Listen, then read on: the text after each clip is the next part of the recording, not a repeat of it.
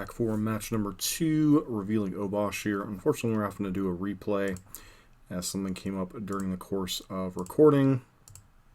His hand is pretty solid overall. Has Monastery Swift Spear into a bunch of lava darts. Against most decks, that's a pretty decent start, plus we have a lay up the stage. Opponent leads on Plains and the Giver of Runes, which is kind of unfortunate that our particular hand doesn't line up against a 1-2 without sacrificing a mountain. So here I think it's just best to play Blister Coil Weird, which was kind of off the top. That way we can haste out Swift Spear next turn and potentially kind of 2-for-1 things here. Just let the Giver of Runes through, attack with Swift Spear, opponent blocks. Here, this might be an incorrect decision. Maybe I'm just supposed to Lava Dart and accept the trade. I choose to save the Blister Coil Weird at the cost of losing a land, which when we're kind of locked on things is a bit of a problem. Opponent leads on Luris here. I just kind of play out our guys. Opponent goes Leonin Arbiter. I play Thalia. And then this might be a bit of a premature scoop here, but the fact that we have to fight through protection plus Thalia means that there's going to realistically be quite a while before we can punch through this. We'd have to hit like land basically to be able to fight through all this. Be able to kill the Giver of Runes and then the Thalia eventually. And while we do have a handful of spells here, I think saving the Blister Coil Weird here at the cost of like trading with a Leonin Arbiter and a land just was kind of too high for what I ended up doing. So I think maybe I was a little bit too aggressive with trading off a land to get a Leonin Arbiter off the field. Knowing full well the capabilities of Death and Taxes to play a bunch of permanents that we have to deal with in time, and the fact that we're a little bit light on lands in our opening hand, and then the inability to play light up the stage now because Thalia came down.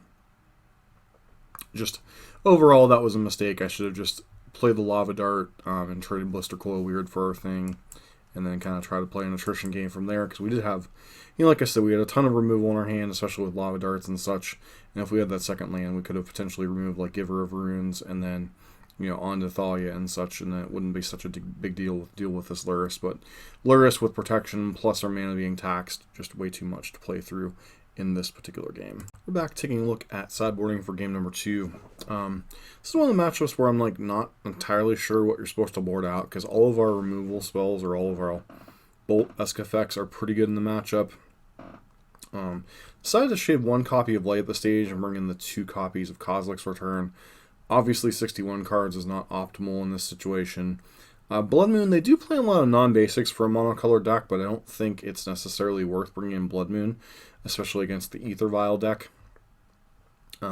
Shattering Spree only really seems relevant against Equipment and Aether Vial, and I'm not sure that's quite enough, especially when we don't see Stoneforge Mystic in game number 1, and not all variants of Death and Taxes play Stoneforge Mystic. Reveal Obosh, we're on the play. Opener hand here, a little bit rough. In the blind against an unknown opponent, I might keep this hand, but against a deck that has things like Ghost Quarter and such, I'm less inclined to keep this hand, especially with Ghost Quarters, Thalias, Leonin Arbiters, and such. So I do choose to mulligan this hand. Once again, this might be a keep because we do have a lot of business spells, and the removal spell is Path Exile. This hand's a lot of the same things. A lot of cards here that are pretty reasonable. Once again, one land, and this one comes into play tapped. So we're going to 5. This hand is a little bit questionable, but I think on 5 we obviously have to keep it here.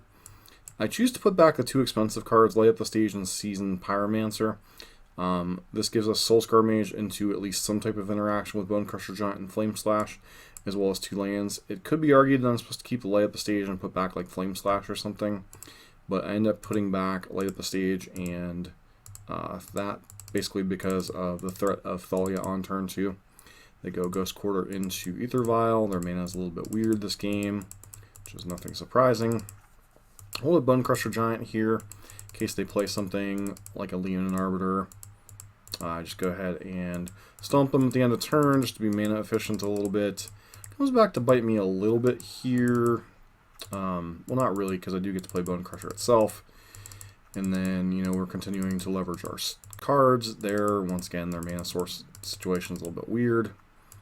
Go and attack in with their things. They violate a Stoneforge Mystic, which is kind of a bit of a weird time to do it, but they get Sword of Light, Fire, and Ice. They path our dude. We go ahead and do that. Unfortunately, I have to take the mana inefficient play of just Flame Slashing the Stoneforge Mystic. And then they play Ranger Captain, grab a Giver of Runes, play Unleaden and Arbiter, and pass. Here I get the Blister Coil Weird, play the Seasoned Pyromancer, draw a Flame Slash, go ahead and Flame Slash the Arbiter because I really don't want to get GQ'd. It's possible I'm supposed to grab the Ranger Captain here, but I do think Arbiter is more annoying. Once again, don't attack into the 3/3. Opponent plays the Sword of Fire and Ice. If they on top of this, we're in some trouble. So we draw play Blister Coil Weird, play Soulscar Mage, put Obosh into our hand. Once again, don't attack into the 3/3 and a potential Vial activation.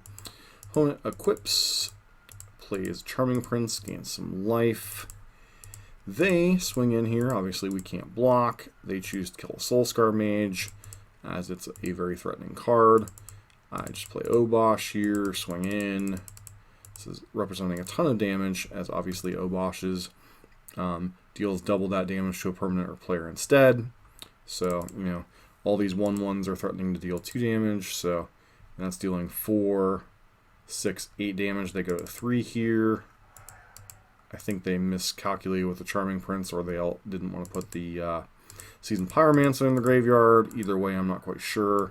Ghost Quartering themselves, get a White Source, play Giver of Runes, so they didn't want to take damage from their Silent Clearing. Crack the other Silent Clearing, and it's just kind of, you know, awkward mana situation. Like I said, their deck plays a lot of non-basics for a monocolor deck. They're usually on like 4 Ghost Quarter, 3 to 4 Silent Clearing, some number of Field of Ruin, and the frustrating part for them against us is we really don't offer them too many opportunities for their Field of Ruins to actually fix their mana, as we're a monocolor Lana base. So, kind of a nice showing here of the power of 5-card hands with this deck, and it's possible that I should be mulliganing a bit more aggressively in some of these situations, because obviously we just kind of beat them on a 5-card hand pretty handily, and Obosh obviously being a nice kind of insurance against Flood and being able to leverage a lot of damage. Back here for game number 3, once again, not entirely sure at the sideboarding. Could be more inclined to bring in some number of Shattering Sprees to deal with equipment, but once again, kind of light up the stage for the Kozilek's returns. Still playing 61 cards, obviously not ideal. Reveal the Obosh here. We're on the draw this game. This hand seems fine. 2 lands, ability to control pretty well a lot of their creatures. So we'll see how this goes. Opponent plays an Ether Vial, which obviously makes it a little bit more difficult for us to play a game against them. They play Stoneforge Mystic. I go ahead and bolt it to end of turn, just for mana efficiency's sake. Play Swiftspear here.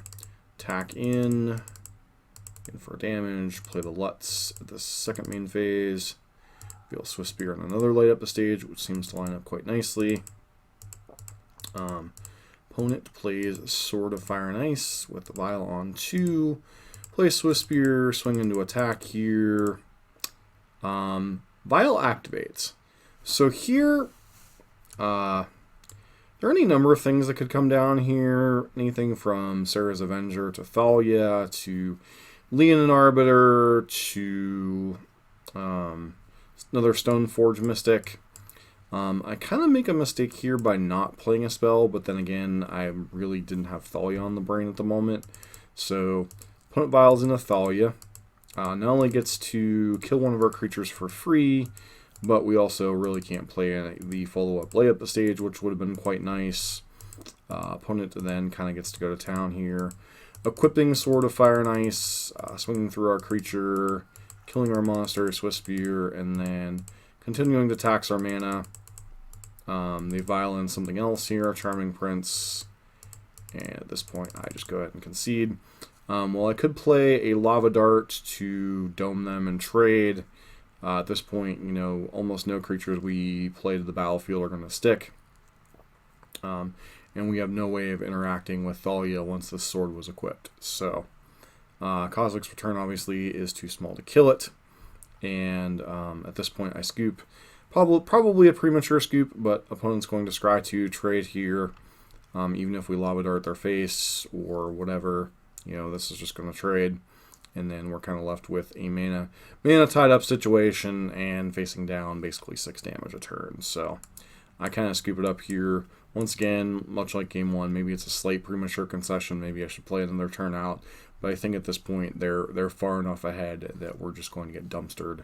And that's why I kind of scoop it up. So on to the next match. Back here for match number 3, reveal Obosh.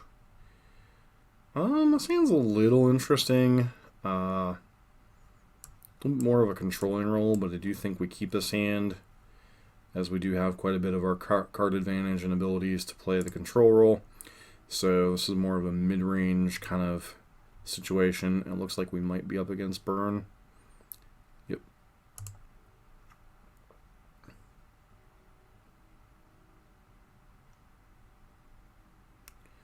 Feel a light up the stage. Not ideal, but fine enough, I suppose. Go and flame slash this.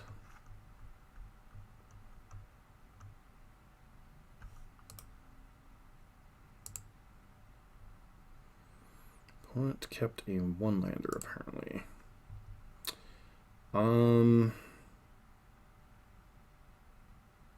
So I could Firebolt and light up the stage. Feels like that's what I want to do here.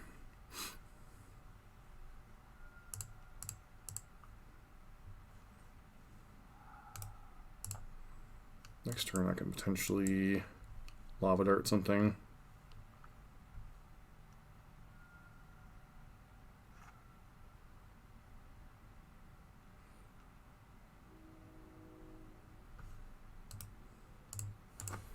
Just suspends the Rift Bolt, passes the turn. So play this mountain. Play Blister Coil weird. Go ahead and Lava Dart them.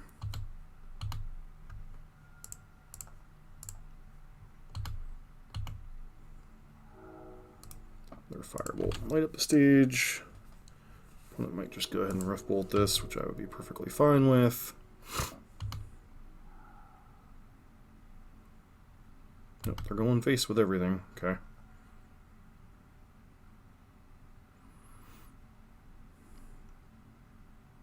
Sure.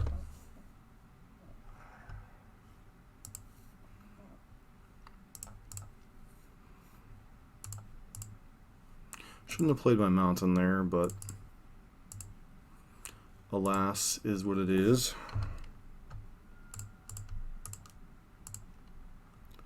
Light up the stage. Soul Skirmage. Feels like we're in a pretty good position in this game.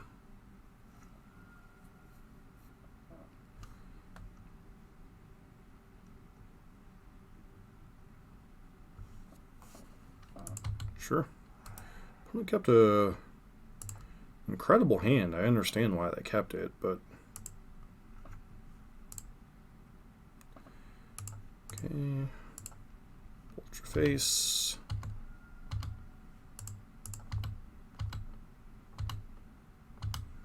The 5. Was that lethal Bone Crusher to 3 to 2? Lava Dart? Yeah, I think we missed lethal there, but I think I'm the same. This point in time, it really doesn't matter. Opponent's just dead.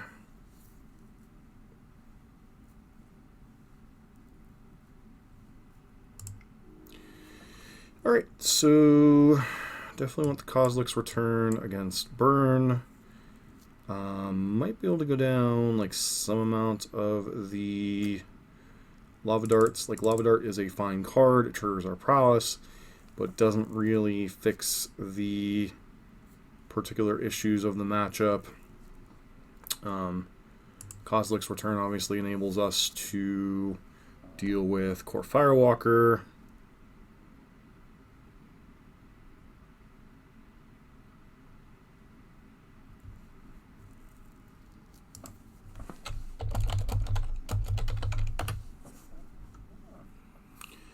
Great.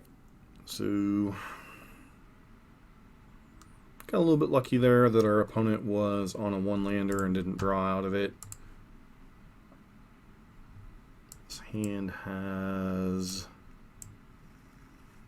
I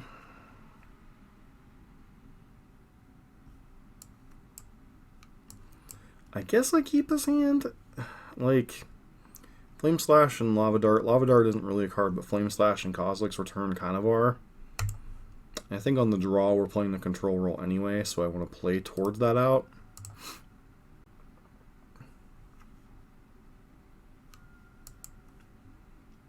I want turn 1 Swizzle Spear.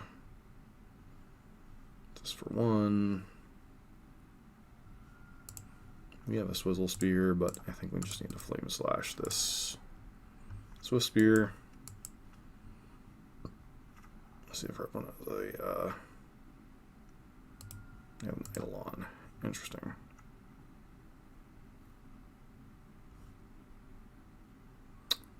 It's possible I'm just supposed to play nothing here. Yeah. Because Swift Spear, I guess Swift Spear plus Lava Dart could potentially deal with what they had going on.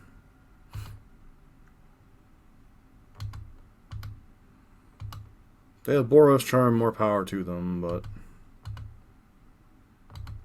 Bone Crusher Giant's kind of whatever here.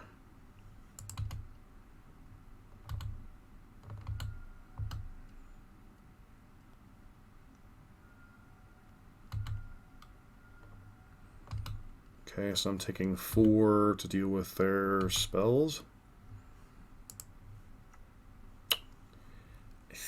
So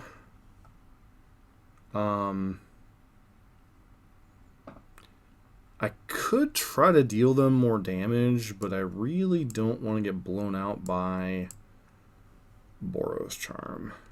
Now, personally, I wouldn't leave Boros Charm in this matchup.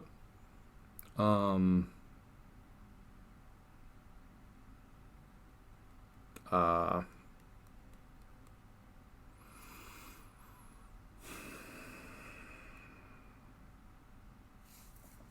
said I could get a bit greedy here.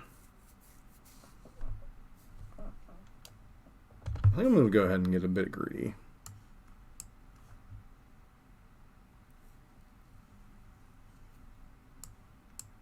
Opponent's got to be smelling a Kozilek's Return here.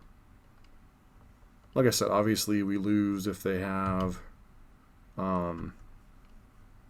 anything to speak of, but, you know. You have Boros Charm? You do not. Okay.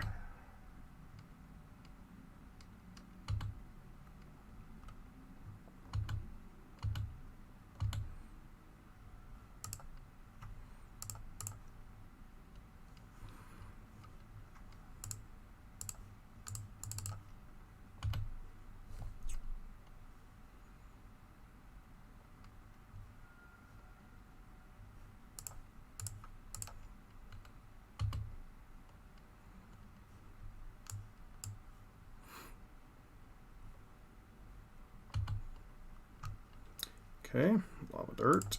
Flashback Lava Dart since we have plenty of lands. Bolt is now negated.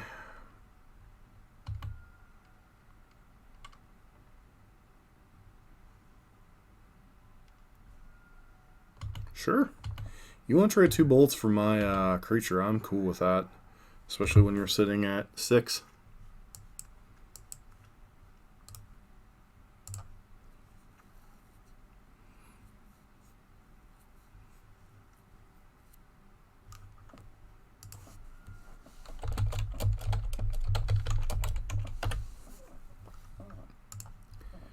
So, Firebolt, kill your dude.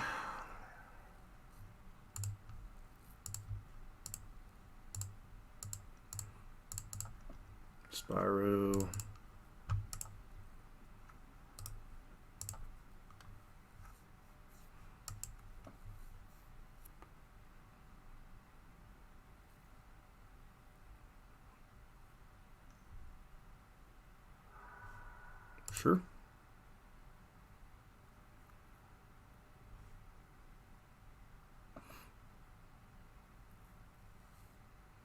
Alright, and we got there in the mirror, so, or the red mirror, I should say. So kind of nice here.